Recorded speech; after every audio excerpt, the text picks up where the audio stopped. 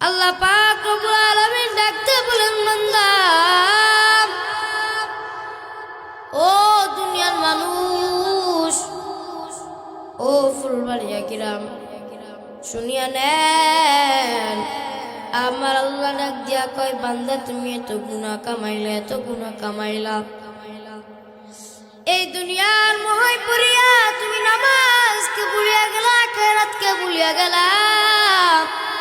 আমার মালিক ডাক দিয়া বলে, বান্দা শুনে নাও, এই দুনিয়া কিছুই না। আজকে চলে যাইবা, কালকে তোমার সবাই পর হয়ে যাইবে। আজকে তোমার পাশে কত তোমার বন্ধু, তোমার পাশে তোমার ভাই, তোমার পাশে তোমার বাবা। আজকে তুমি মারা যাইবা, কালকে দেখবা তোমার বাবা কানবে, তোমার ভাই কানবে, তোমার বন্ধু কানবে। 2 দিন পরে দেখবা তোমার ভাইও কানবে না, তোমার বোন কানবে না, তোমার বাবাও কানবে না, তোমার বন্ধুও কানবে না। এই দুনিয়া এমন একটা স্বার্থপর জায়গা।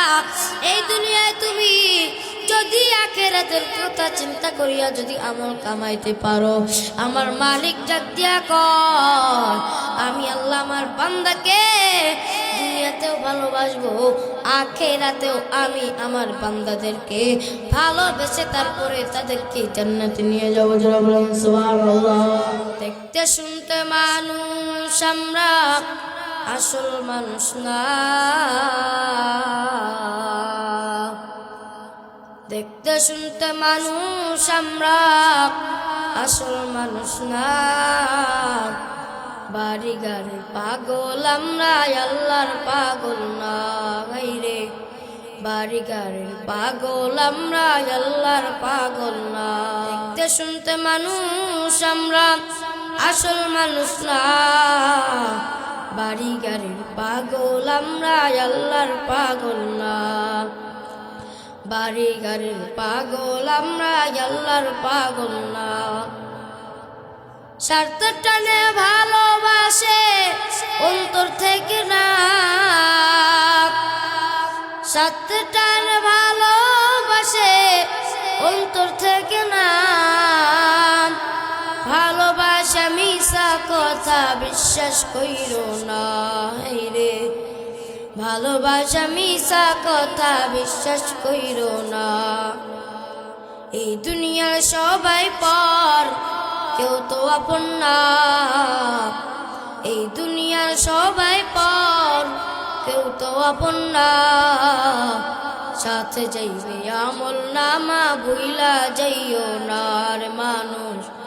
সাথে যাইবে আমল নামা, ভুইলা যাইও না। কথা বলেন ঠিক না বেঠিক? বাড়ি গাড়ির পাগল আমরা, আল্লাহর পাগল না। বাড়ির মোহে পড়ে গিয়েছি, সন্তানের ভালোবাসার ভিতরে পড়ে গিয়েছি। আমার আপনার মাথার ভিতরে চিন্তা, কেমনে টাকা কামাম, কেমনে ভবিষ্যতের কথা চিন্তা। ওই আখিরাতের কথা কারোর মাথায় চিন্তা নাই। এই জন্যই কবি বলে দিয়েছেন, যাইবার সময় তোমার বন্ধু যাবে না, বান্ধব যাবে না। যাইবার সময় তোমার আমল নামা তোমার সাথে যাইবে। বান্দা তুমি কখনো ভুইলা যাইও না। কথা বলেন ঠিক না বেটি? টাকার জোরে দেহের বলে করছো বিচার, হিসাব নিবে মাবুদ মাওলা, থাইকো হুঁশিয়ার। কথা বলেন ঠিক না বেটি? টাকার জোরে গায়ের বলে করছো বিচার, হিসাব নিবে মাবুদ মাওলা, থাইকো হুঁশিয়ার। এই দুনিয়ার সবাই পর, কেউ তো আপন না। এই দুনিয়ার সবাই পর, কেউ তো আপন না। সাথে যাইবে আমল নামা, ভুইলা যাইও না রে মানুষ। সাথে যাইবে আমল নামা, ভুইলা যাইও না। আইনাল বলে বেস্তের চাবি আমার দুঃখী মা। মানুষ সেবা পরম ধর্ম যদি করতে পাও রে মানুষ। মানুষ সেবা পরম ধর্ম যদি করতে পাও। মানুষ সেবা পরম ধর্ম দোজক বলবে বান্দা তুমি বেস্তে চইলা যাও রে হাই রে। দোজক বলবে বান্দা তুমি বেস্তে চইলা যাও। কথা বলেন ঠিক না ঠিক? যদি আপনি মানুষের সেবা করতে পারেন, আপনি যদি আপনার ধর্মকে উচ্চ সীমানায় করতে পারেন, আপনি যদি আপনার ধর্মকে সম্মান দিতে শিখতে পারেন, আমার আল্লাহ ডাক দিয়া কয় দোজক বান্দা তোমাকে ডেকে ডেকে বলবে ও বান্দা তোমাকে জাহান্নামে যাওয়া লাগবে না, তুমি তাড়াতাড়ি জান্নাতের ভিতরে চলে যাও। জিন্দেগি মে বন্দেগি তু করনা হে,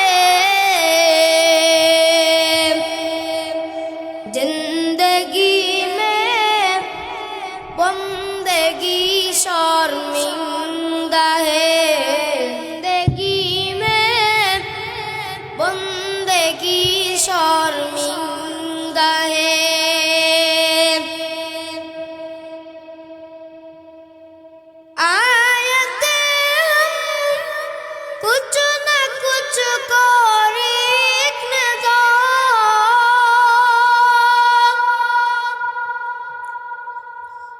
जैसे हो रोशन मेरे कल्ब बरहा,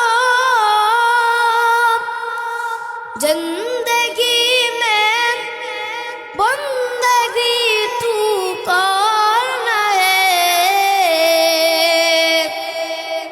जिंदगी में बंदगी शर्मिंदा है, जिंदगी में बंदगी शर्मिंदा है। আল্লাহ পাক রব্বুল আলামিন ডাক দিয়া কই বান্দা তুমি যদি আমাকে পুকুরের ঘাট থেকে ডাক দাও আমি আল্লাহ তাও তোমার ডাকে সাড়া দিব। যদি তুমি আমি আল্লাহকে মাঠ থেকে ডাক দাও আমি আল্লাহ তাও তোমার ডাকে সাড়া দিব। আমি আল্লাহ সব সময় আসমানের উপরে থাকি বান্দা, কোন সময় তুমি আমি আল্লাহকে আল্লাহ বলিয়া ডাক দিবা আর আমি আল্লাহ সাথে সাথে তোমার জবানের উত্তরটা আমি আল্লাহ দিয়ে দিব।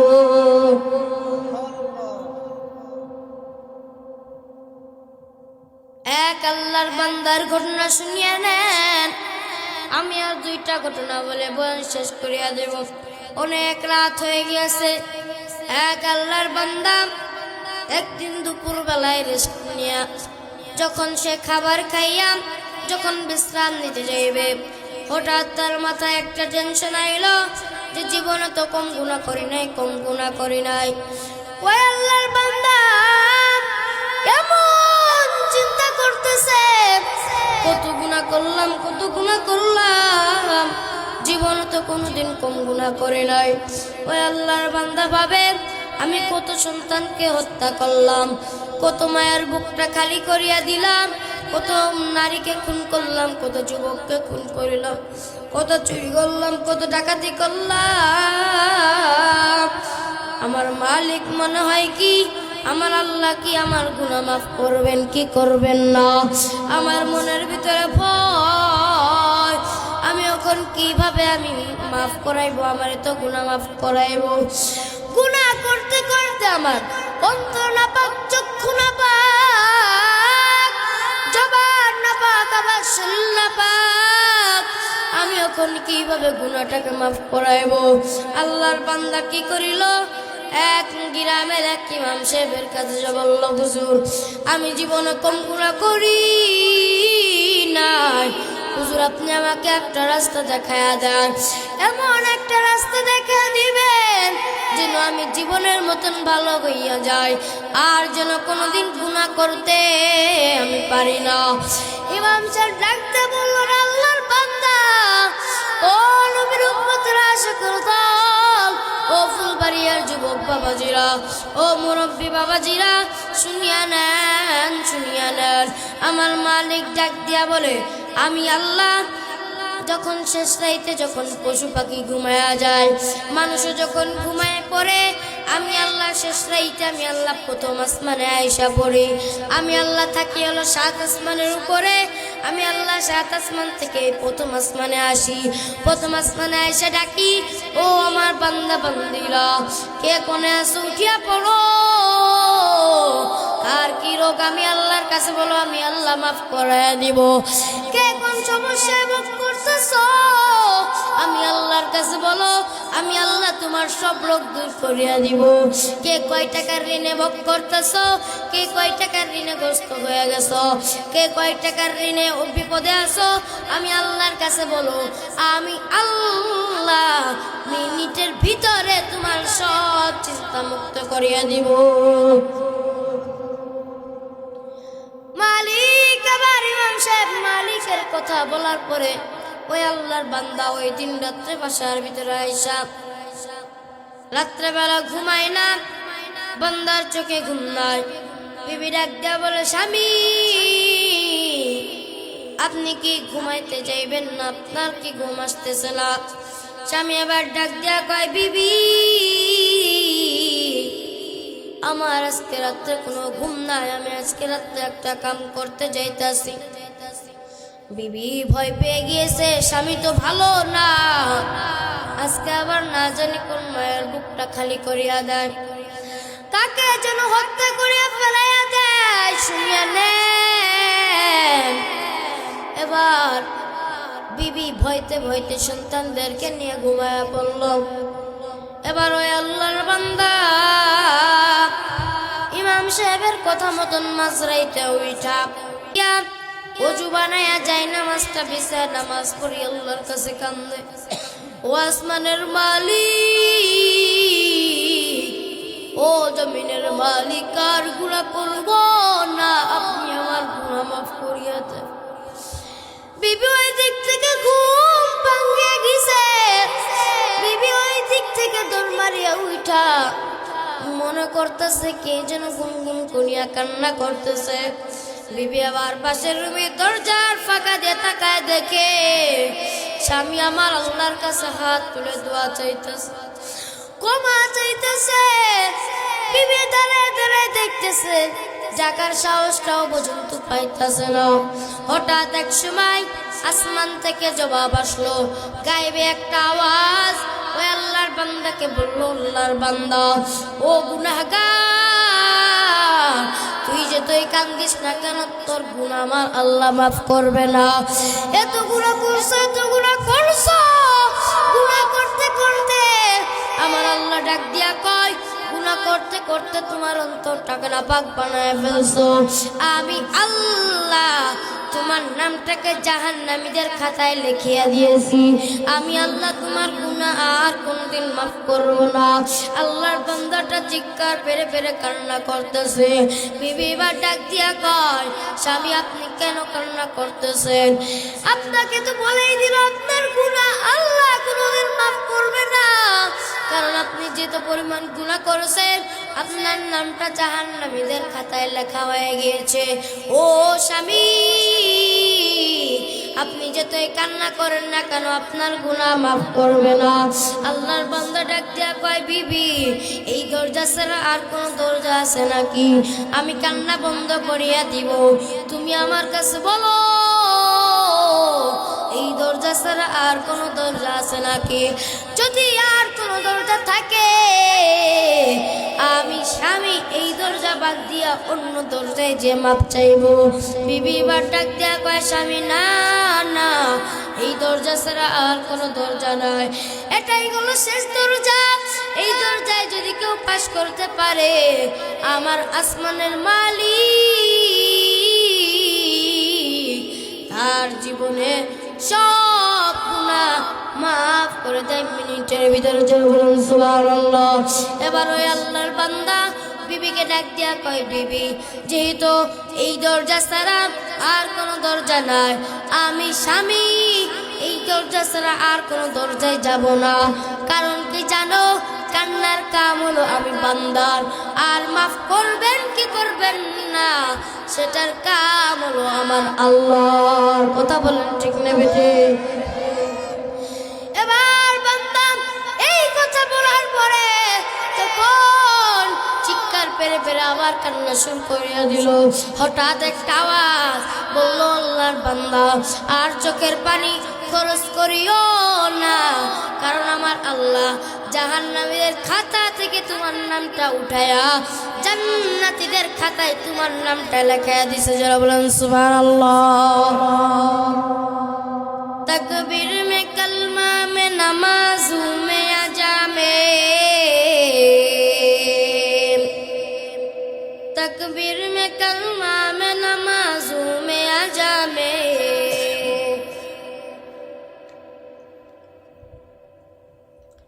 है नाम इलाही से मिला नाम मुहम्मद,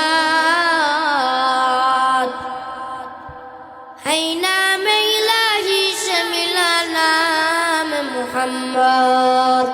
আমি আপনি কোন নবীজির উম্মত? আখেরি নবীর উম্মত। কোন নবীর উম্মত? আখেরি নবীর উম্মত। যেই নবী জন্ম না হলে আসমানটাকে আল্লাহ বানাইতো না, জমিনটাকে আল্লাহ বানাইতো না, গাছ বানাইতো না, কিছুই সৃষ্টি হইতো না। ওই নবীর ওসিলায় গাছপালা আসমান জমিন সৃষ্টি হয়েছে। সুবহানাল্লাহ বলেন। আল্লাহ পাক রব্বুল আলামিন আমাদের কত ভাগ্য দিয়েছে, যেমন একজন নবীর উম্মত বানায় তারপর আমাকে আপনাকে দুনিয়াতে পাঠাইছে।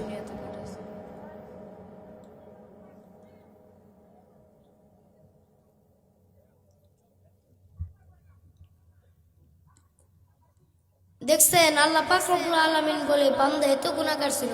ওই লোকটা কত গুনাহগার ছিল, এমন গুনাহগার ছিল। আল্লাহ পাক রব্বুল আলামিন প্রথমে তাকে কি বলছে? তার গুনাহ আল্লাহ মাফ করবে না। আল্লাহ বলে, বান্দা তুমি আমার কাছে চাও, কত চাইবা? আমি আল্লাহ তোমার যেতই দিব, যেত চাইবা তেতই দিব। চাইতে চাইতে পাগল হয়ে যাও, আমি আল্লাহ দিতে দিতে পাগল হয়ে যাবো। যারা বলেন সুবহানাল্লাহ। আল্লাহ যদি আমাকে আপনাকে ভালো না বাসতো, এই অফারটা দিত, কথার জবাব দিবেন, অফার দিত শুধুমাত্র কোন নবীর উসিলায়? আখেরি নবীর উসিলায়। কোন নবীর উসিলায়?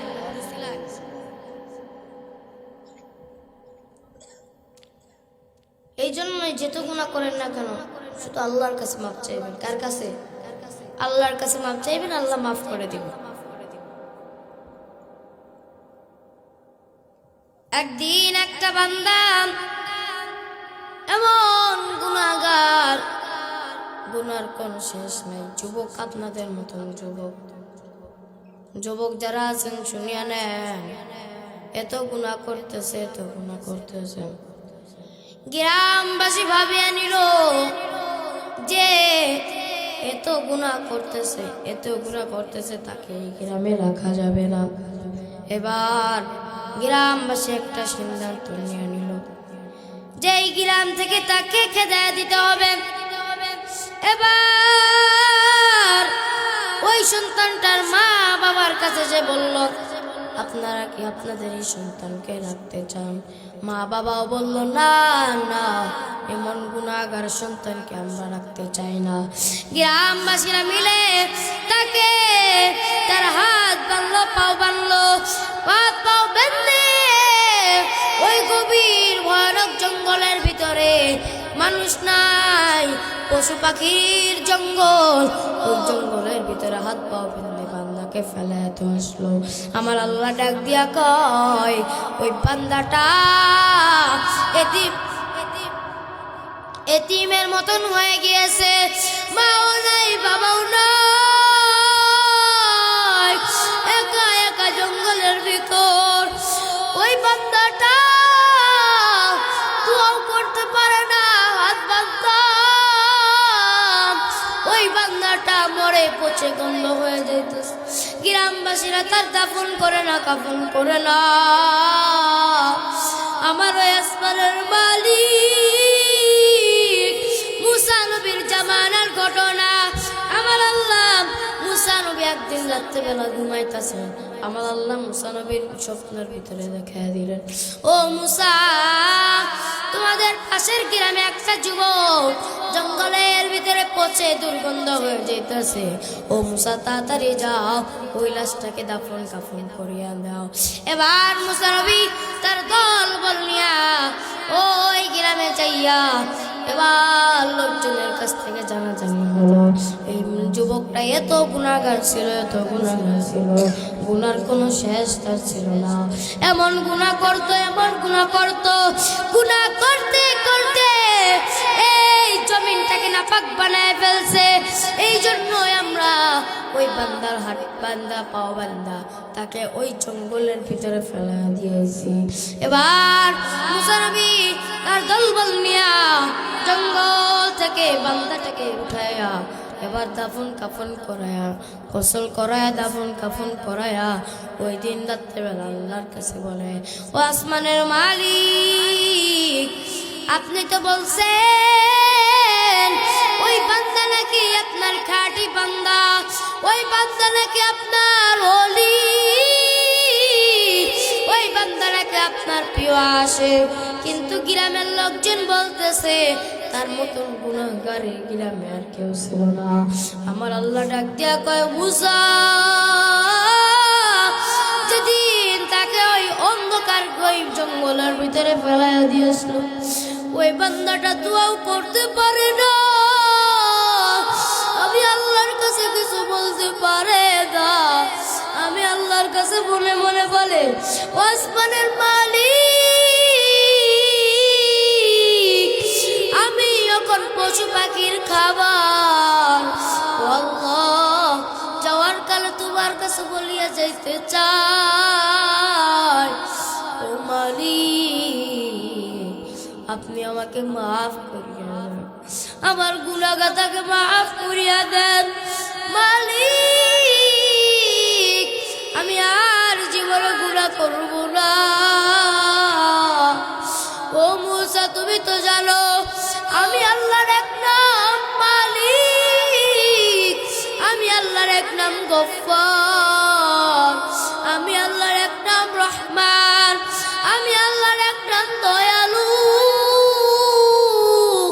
আমি আল্লাহ আমার রহমান দিয়া, আমি আল্লাহ আমার রহমত দিয়া আমি আমার ওই বান্দাটাকে আমি আল্লাহর ওলি হিসাবে কবুল করে নিয়েছি।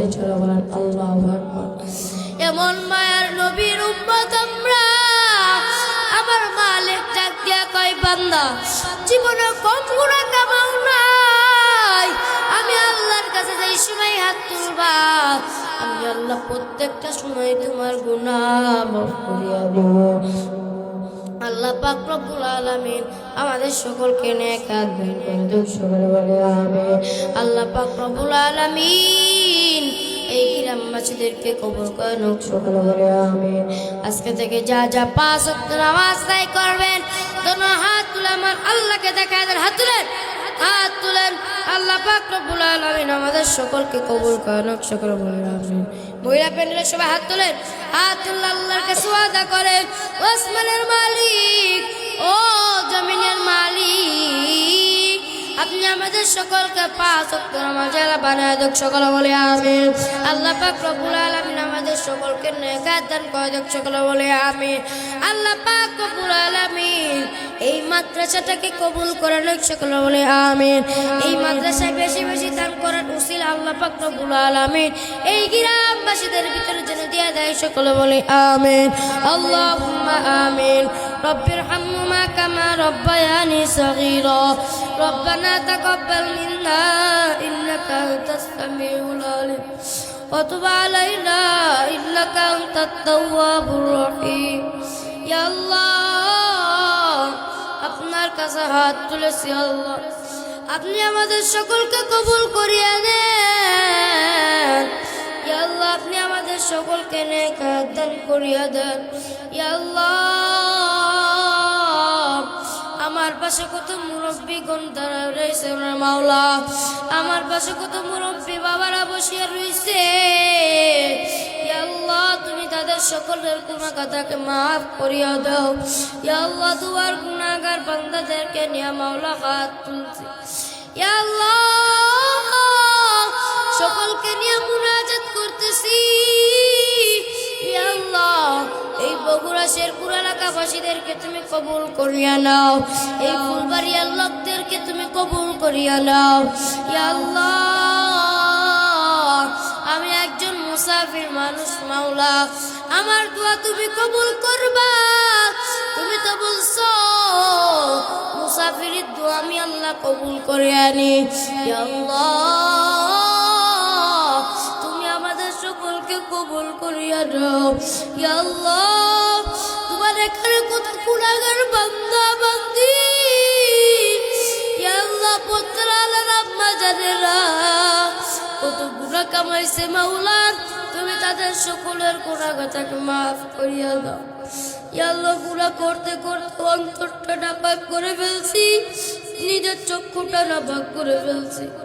ও আল্লাহ আজকের অনুষ্ঠানের উসিলায় মাওলা তুমি আমাদের অন্তরের নাপাকটা দূর করিয়া দাও, অন্তরটাকে পবিত্র করিয়া দাও।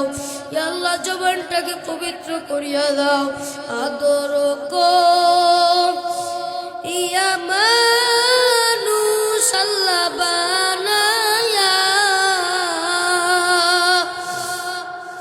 কেমনে দিবা জাহান্নামে